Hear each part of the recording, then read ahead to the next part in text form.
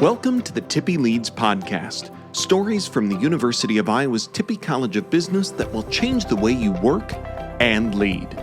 I'm your host, Nick Westergaard. I teach at Tippie and lead our Story Lab program.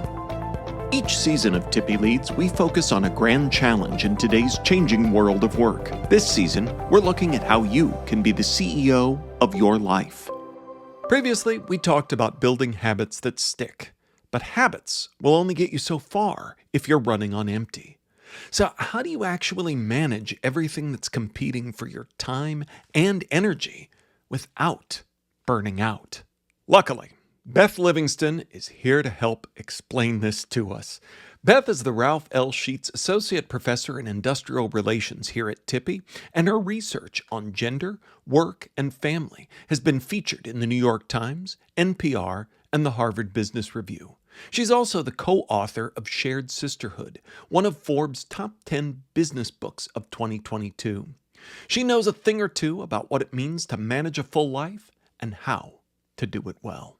After that, we'll hear from Tippie student Jack Cantorna, who shares a story about a traumatic event in his life that led him from imbalance to balance. And, as always, we'll bring it all together with a final Tip E just for you. Ready? Let's get started.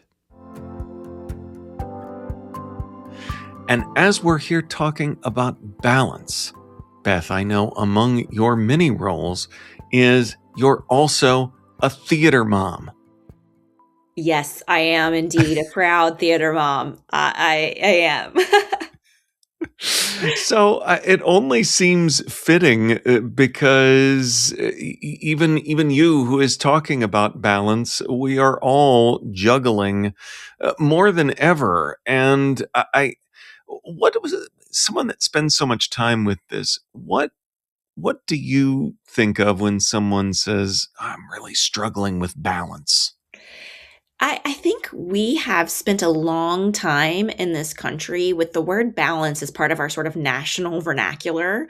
I think we've been talking about it for 30 some odd years. It's, could we be more balanced? Do we have balance? Is balance attainable? And I think talking about balance sometimes makes us even more stressed because we have not achieved balance. It becomes this elusive goal that we're all striving to achieve. And one of the things that I've been really interested in my career is how we can sort of deconstruct the idea of balance and figure out what it means individually for particular people in particular phases of their life. So, in deconstructing balance, I suppose do I need to answer the first question of the phase and stage that I'm at, or is there one definition that rules them all? So one of the challenges with the word balance is there is not necessarily one definition that rules them all, which is a very complex situation to deal with when you're a researcher who thrives on things being clearly defined and measurable. However, what I will say is that I think one of the going popular definitions of what it means to be balanced is that the priorities in our life are situated in such a way that we're able to invest energy where we want to invest energy in a way that makes us feel fulfilled and satisfied with our lives. But you can see with a definition like that how different it is across each individual person. Now, Nick, we talk a lot, you and I, but we are in different life stages. We have different goals in our lives, different priorities, and thus our conceptions of balance will be wildly different. Maybe not wildly, we're similar in a lot of ways, but will be different because of those experiences we've had in our life, which makes it hard for us to give one prescriptive solution to everybody on how they can achieve this elusive balance in their lives. So how does we hear the metaphor of it being almost like a portfolio that we can balance. Is that type of thinking helpful or maybe not the best angle? I don't like that just because for me, the word balance conjures this idea of I'm in yoga and trying to stand on one foot for too long. And eventually I'm going to fall down. I was a dancer growing up. I still take adult dance classes now because it's part of my own conception of my priorities in my life and helps me feel fulfilled. However, when we're trying to do, okay, let's balance like a pirouette and I'm falling out of it, well, then I just feel bad about myself, right? And I think many of us are falling out of our balanced pirouettes at all times and feeling like then we've somehow fallen short of our ideal. We're not only feeling like we're not fulfilled in our life, we're feeling guilty that there's this elusive balance and we haven't achieved it and we've got it on our goal list, and it becomes yet one more thing that we can't achieve, yet one more thing that we don't have in our lives. And it also, the idea of balance conjures an idea of a state of being that we're striving to achieve, as opposed to something we actively engage in on a regular basis. And so I like to reframe it a little bit. Instead of saying balance in my work and my non-work lives and all the things I love, I like to say I'm managing those things. How do you manage all the priorities in your life instead of how do you balance them? Because that implies that I have an active role in shaping the way my priorities manifest in my life. That's, I'm think language is powerful, and I think having the right label, the right framing there is helpful because, like you were saying, with balance, I mean, in a way, a balance is dependent on like the laws of gravity. Where you talk about management, and you have some more agency and control over it. But it's still easy to get overwhelmed. So as the manager or CEO of your life, see what I did there with our I love it. theme A of master this. of language, Nick. I love it. But if it's overwhelming, how do you manage what's on deck, or how do you what process can you apply to that? I think the first thing that I often recommend people do is take a really good inventory of where they currently are in their life.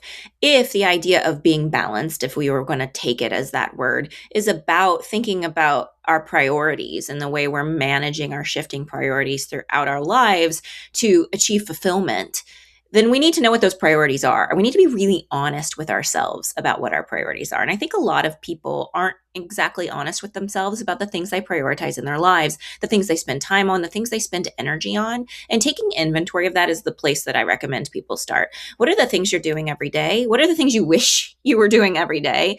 And what do you want to get out of those activities? Are you spending time with your children? Are you spending time with your spouse? Are you engaging in hobbies? Are you engaging in work? Or are you continuing education? What are the things you're spending your time on? And how do you wish that the time you were spending and the energy you're investing was different? Be honest with yourself. If you're spending, 4 hours a day scrolling TikTok, like be honest with yourself, because maybe that is fulfilling to you and that's okay. So you shouldn't feel guilty about that because it's meeting a priority that you have. Sometimes it's not, though. And those are the moments where we say, okay, how do we shift our behaviors to manage our priorities in a way? And that leads us to a different set of questions we ask ourselves. But I always start with, what are your priorities and how is that reflected in the way you're spending your time and energy? I love that. And that can be, writing down at the end of the day. It can be something in your notes app. Mm-hmm. So you've got that logged. You mentioned like another set of questions.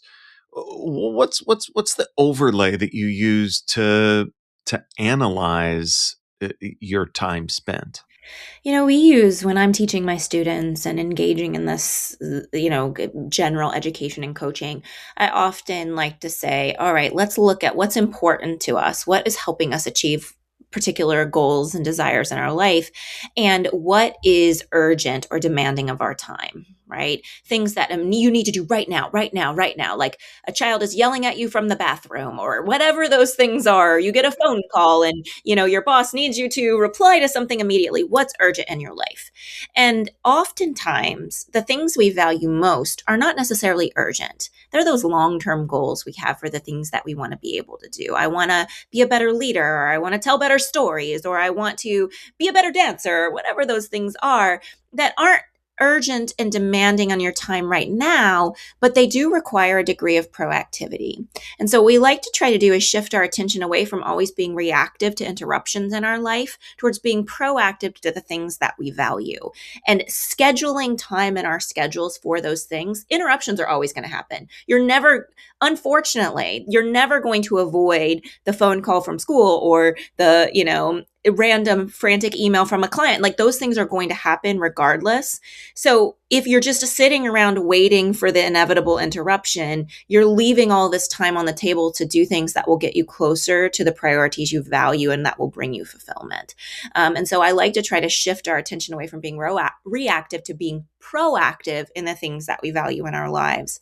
I also think as we're doing that, figuring out how time management can help us. I think one of my favorite things to do is tell people that, yes, we do have research that time management tools help us. And I know that sounds really annoying because you'd like to be able to say, well, time management doesn't really work. I don't need to make those lists. I don't need to, I'm really sorry, but making lists is actually helpful for many of us on average to make sure that we achieve the goals we set out to do. But that does not mean that there's one right way to make a list. So friends, if your favorite way is in your notes app, that works. If it's your favorite way is to go out and buy beautiful notebooks with great colored pens every 6 months and work those things out, that's also great. I think the whole idea is to make sure that your to-do list is situated in a way that helps you to get closer to that state of fulfillment that you like and those priorities we identified, and that focus on things that require more proactivity, things that are more long-term in your life. And that you select a time domain that reflects where you are in your life. When I was younger and I didn't have children and I didn't have the responsibilities in my job that I have now, I could make a daily to-do list and I could get through a lot of my daily to-do list. Why? Because I didn't have a lot of interruptions that were interrupting me and keeping me from those things that were really important. If I made a daily to-do list where I said I needed to get through all of these things every day to feel fulfilled, I would fall short almost every single day. And that would make me not feel very good about myself. I would not be celebrating very many wins. So I like to think of my to-do list as more weekly to-do lists or sometimes a monthly to-do list. I have different ones of saying, okay, if I get to the end of the month and I've completed these things, it's a good month. It's a good month and I'm going to celebrate those things. And I am very careful about the things that make it on that monthly to-do list because those are the things that are most important to me and closest to my priorities. I love that. And you're speaking to an advanced list maker here. Oh, and speaking my language. I love it. But also with like the overwhelm, because it can get a list maker in trouble too, because sometimes I'll pull things from the other days and you're kind of just like never done. There's always something you could just keep filling the time in. So my new system is some colored sticky notes here, and some of those macro tasks I can like move into next week if they're not happening, and I still know they're there. They're still on my list, but it's maybe not one that needs to be done. Well, you've gone through what there's a really great approach to time management that talks about the fact that you don't have enough time to get everything done. Lists are great, but yes, things are going to pop up. And so she talks about there being 4 Ds, okay, to navigating this. And the first is find out if there are tasks you can delay. Be honest with yourself. Some things, yes, I can delay till next week and it's still okay, right? And it's still fine. Some things, no, I can't do that, but that's okay. Some things I can delay. Sometimes there are things in our life that we can delegate to other people that even though we think we're the best ones to do it, sometimes there are people who would thrive if they had an opportunity to try something new or, which is even more often the case, they can do it good enough. You may do it better, but they can do it good enough. Right?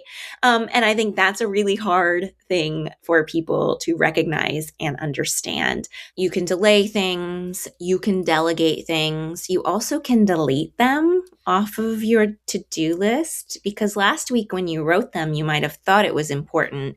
And then you realize that actually it's okay if I don't work out. That's okay.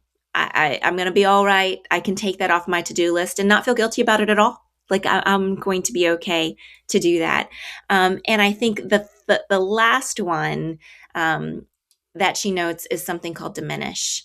And I love that one because I'm a perfectionist at heart, Nick. Like, I want to give my 110% every single time I do something, like, because I know I can. I know I can do it, right? In my brain, if everything aligns, if the stars align, boy, I can give you 120%. It's going to be brilliant, right? But we're grown people in our lives, and we know that the stars don't always align in a way for me to be able to give 120%. And so sometimes you can look at your list and be like, my 80% is okay for this. This doesn't have to be perfect. It just needs to get done. Yeah. I actually engage in one of the things on my list is often to exercise. I think many of us in our age were like, yeah, we should exercise more. It's great. And I used to be at a point where if I couldn't be the perfect workout, then why do it? Like, if I can't go do that full workout, then it's just not worth doing anything. Well, that's a ridiculous mindset. And so I've adapted this diminish, where I'm like, 5 minutes is more than nothing. 10 minutes is more than nothing. It's okay so long as I move. And that diminish approach has helped my to-do list immensely, because instead of being like, well, where am I going to find a 2-hour block to exercise or a 1-hour block to exercise? It's, oh, I can fit 5 minutes in here and I can do some things here. And I've done the thing on my list. I've exercised, I've moved my body, because thinking about what my priorities actually are, which is to get healthier, to move my body more. It's not be the perfect exerciser, right? And so I think sometimes diminishing those things on our list is important, particularly for those of us who are more perfectionistic at heart. Well, that connects back to our episode on habits too, because that is supported in that research as well, that it is better to do a diminished form of something that you're hoping to make progress in versus not doing it at all. So it's Yes. essential. It is. And it gets the habit started, right, to your point. But it's also really good for time management, because if we can only check things off our list if we've done them perfectly, I mean, how many victories are we going to walk away with? And we need some victories in our lives. And the psychological research backs that up too. Often, if you're a manager and one of the folks you manage does something well, they're often rewarded for it. You praise them. They might be in line for promotion. They might even get money for it, right? We praise people who accomplish their goals at work. But when we accomplish our own goals and we're managing ourselves, we often don't reward ourselves. We often don't say, good job for getting that paper done, or excellent job for working out 5 days this week. We don't reward ourselves. Oftentimes we're like, yeah, that's the bare minimum. Good job, I guess. And that doesn't exactly fill our cup. And so I think we should reward ourselves more often. I think this is related too to, from my entrepreneurial background, I know the joke that, a lot of times when you work for yourself, you replace another boss with an even meaner one. And I think as we talk about managing ourselves, what you just said is a good reminder to be nice to ourselves as well. Yes. Treat ourselves with the grace that we hope other people would treat us with. And I think, I like to tell this story that when I was pregnant with my first child and I went to childbirth classes, I was living in Ithaca, New York, and I went to a mindful childbirth class. It was run by a lovely Buddhist woman who taught us all how to engage in childbirth in a mindful way, in line with mindfulness and meditation and being present in our lives. And we were all like gung-ho. We're like, yeah, we're going to mindful childbirth our way through life, right? We're doing it. We're super excited. And then we get towards the end and she said, but there's something very important that you need to learn. And at that point, we're bought in. It's been weeks. We're like, we're ready to go. And she said, don't hit yourself with the second dart. And we were like, what are you talking about? And she told us a story of if something's on your list and you don't get it. So in that case, if you have a specific image of what you want childbirth to look like and it doesn't happen for you, you already didn't achieve something. That already is not good in terms of the way you see the world. You didn't achieve something you wanted to. A goal was not met. Don't then hit yourself with a second blow dart and saying, well, now I'm horrible and I feel guilty about it, right? Move on. The thing wasn't accomplished. Move forward. Don't make yourself feel guilty about something just because the goal was not accomplished. And I have taken that to heart my entire life, which is, okay, I've fallen short of this thing that I wanted to do. It didn't get done, but I'm not going to beat myself up about it. I'm going to restructure. I'm going to reframe. I'm going to learn about myself, and I'm going to move forward. Part of that's, it's not about coddling yourself. It's about recognizing that you can't go back and change things. All you can do is move forward. But I always say that don't hit yourself with a second dart. Why are you beating yourself up over something that's over and done with? What are you going to do next time? Right? What are you going to do next time? Let's think forward instead of backwards. Let's not ruminate on things that have passed us by. And I think that's really important when we think about fulfilling our priorities and engaging in whatever you think balance might be for you, which is, if you have a day where you're like, this was the most imbalanced day in my entire life, right? Like, I haven't seen my family all day. I'm putting out fires. It's 10 o'clock at night. Nothing on my list got done. This was horrible. Well, then it's over. And tomorrow's a new day. And we don't beat ourselves up about it because it's over and there's nothing we can do. All we can do is learn for next time. And sometimes the lesson for next time is, well, I'm not making that to-do list ever again, because that's not going to happen. And sometimes it's, all right, how do I structure it so I'm not at work till 10 today? Again, how do I do that? And I think those are lessons I take with me for life, which is how to structure those priorities and move forward.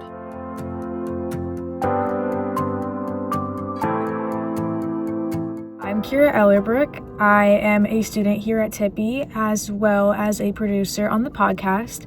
I am a peer mentor for Story Lab as well. And today, because we're talking about learning strategies to better manage our energy and priorities, we've chosen Jack Cantorna's story, where Jack tells us of how discovering his cousin's last message to him showed him how he truly wants to live his life. It was a beautiful summer morning, and I'm picking weeds in the front yard of my boss's house when my phone rings. It's my mom. I pick it up, and she's sobbing. From the first word that she said, my heart sinks. She said, "Jack, your cousin Logan is dead. He went into the jacuzzi during the middle of the night, had a seizure, and drowned. We're flying to Arizona tomorrow for the funeral." Logan was only 20, 1 year older than me, and I don't know about you and your cousins growing up, but me and him were bad news. We were either getting each other in trouble constantly or getting in trouble together constantly. Like the time, or every time we went to the supermarket, we would try our best to fit as many watermelons as we could into unsuspecting shoppers' shopping carts and not get caught. That was always a good time. Or the time that he wrote "Logan is here" on my uncle's wall in permanent marker, knowing that he would find it, go back to my aunt. My aunt accused Logan of it, and he convinced her, my uncle, and the rest of my family that I had written it there as a scheme to get him in trouble. I was grounded for a month, and nobody believed me. It was a touche. Nice job. It was the day after the funeral, and I'm in Arizona. I'm washing my hands in the bathroom right next to his room, and I turn to leave, but something catches my eye, and I stop. It's a whiteboard, and on the whiteboard are words in his handwriting, and they say, "Action is the only way you change." This brings me back to only a month ago, the last time that I was in this house, the last time that I had seen my cousin. We were up to our usual shenanigans, no good. But I could see that he had changed since the last time that I had saw him. He wanted me to go on a run with him in the morning, and I did. And we went out into the Arizona heat. I think it was 100 degrees that weekend. And we went up and down a mountain, and it was grueling, my God. And he told me that he made that run every single day. And I was so impressed. And I was confused too a little bit, because who would in their right mind wants to do that every single day? What are you doing, man? And he told me that he had been working to transform himself, transform his life, and become who he wanted to be through action. And he was finding success. He was exercising every single day. He didn't drink. He didn't smoke. He was becoming who he wanted to be. And it was very powerful to see who he was now compared to the person that he had been, that I had known growing up. And so seeing this whiteboard, action is the only way you change, I honestly wanted to change many things about myself. I was addicted to nicotine. I was drinking too much. I was lazy in my studies and generally unfocused in my life. I did not want these things to define me. And Logan had given me a great gift. Through his, albeit tragic, death, he had given me the opportunity to be grateful for the time that I have here on this earth. Because if he died in the middle of the night in a goddamn jacuzzi, then I could die tomorrow in a car crash. I need to use my time well. And while he had been living purposefully, I had been just watching life slip by. So I had owed it to him to use my time well. And I decided to work to better myself. And it was up to me to pick up his torch. That's how I felt. So I go to school. It's the first semester of my sophomore year. And I didn't find any success initially. Nicotine and my addiction stopped me right in my tracks. I had no control. Whenever I wanted to focus on something that made me better, all these cravings and thoughts pulled me in wayward directions. It wasn't good. And I tried and I tried and I tried to quit again and again and again, and I failed again and again and again over that first semester. But I couldn't give up, because if I gave up, then I would be giving up by myself. But I also had proven that I couldn't do, and I did not have the strength to do what I needed to do. And I felt lost. I had no clear path forward. I was desperate for a way out.